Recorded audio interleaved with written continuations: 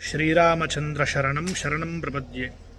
విశేషముగా శ్రీరామనవమి రోజున రాములవారి పూజ మొత్తం కూడా ముగించుకున్న తరువాత రాములవారి ప్రీతి కొరకు ఈ శ్లోకాన్ని చదువుతూ గంధ పుష్ప అక్షతలతో కలిసినటువంటి నీటితో రామచంద్రుల వారికి ప్రీతికరముగా అర్ఘ్యాన్ని సమర్పించాలి.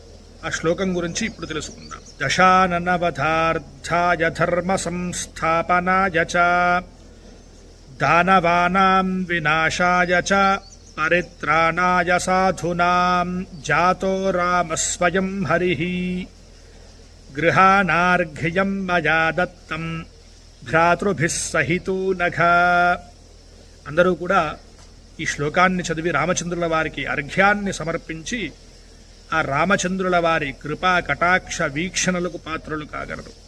అందరికీ కూడా శ్రీరామనవమి శుభాకాంక్షలు. జై శ్రీరామ్.